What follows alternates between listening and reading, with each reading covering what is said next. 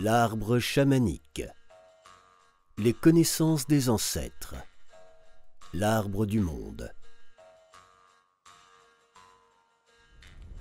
Le grand chaman et Saoche Yante étaient assis sous le shadir. Le grand chaman venait de déménager. Néanmoins, l'intérieur de son logement était resté le même. Rien n'avait bougé.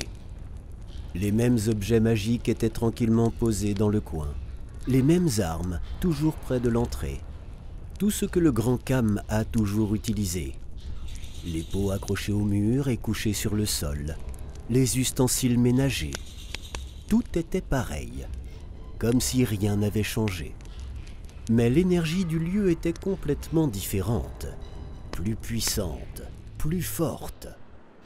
On pouvait clairement y ressentir comme un énorme pilier de lumière blanche qui s'élevait du sol et allait vers le ciel. En s'adressant au dieu de l'éternité, à Tengri Khan. Ils étaient en train de se reposer après le voyage au lieu de sépulture des anciens chamans. C'était une fatigue agréable après un long voyage à travers les montagnes. Elle coulait à travers les bras et les jambes, envahissant tout le corps comme des vagues légères. Le jeune homme s'étira doucement et il réalisa immédiatement une chose très simple.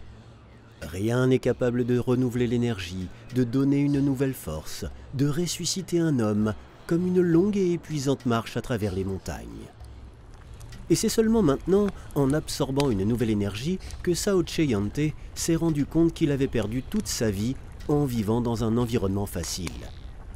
Et il était conscient de ce qu'il aurait pu être si son destin avait été différent. Mais cela ne l'avait pas déprimé du tout.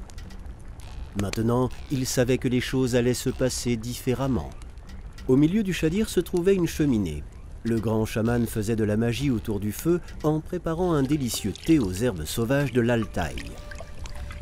Saoche Yante avait déjà enlevé ses vêtements avec un grand plaisir. Il prit ensuite les affaires de Kam et il les mit à sécher à côté du feu. Assis près du feu, il admirait la magie des flammes.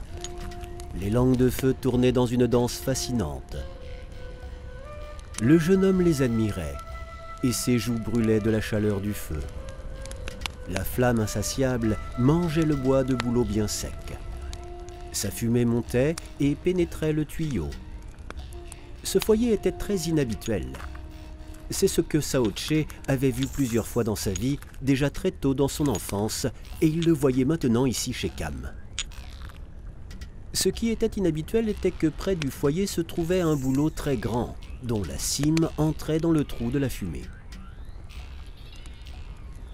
Dis-moi s'il te plaît, Kam, puis-je te poser une question? Au lieu de répondre, Kam hocha la tête, jetant une poignée d'herbes parfumées dans l'eau prête à bouillir. Son attention était complètement consumée par ce qu'il faisait. Pourquoi les chamans ont-ils de tels arbres dans le shadir?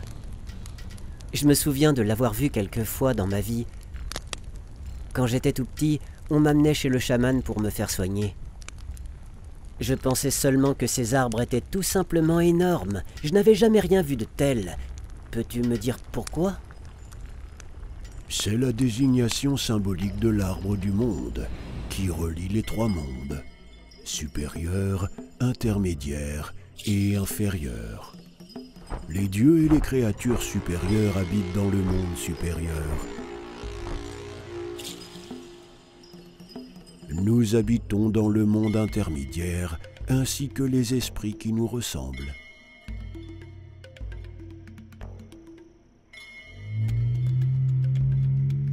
Les démons et les créatures inférieures habitent dans le monde inférieur. Les esprits maléfiques de la maladie, du butin, de la malchance et de la perte. Notre monde est très proche du monde inférieur, de sorte que les esprits inférieurs viennent souvent de par là. Ah, c'est pourquoi il y a tant de pertes et de maladies dans ce monde, à cause de ces esprits, n'est-ce pas? Kam hocha la tête silencieusement en repoussant l'eau bouillante loin du feu. Qu'en est-il du monde supérieur? A-t-on l'accès là-bas? Non, mais il est plus difficile d'y aller. Pourquoi? Parce que cela demande un certain effort. Tu sais, il est facile de descendre, pas besoin d'effort. Et beaucoup de gens vont vers le bas dans leur vie. Tu vois que les Altaïens boivent la plupart du temps.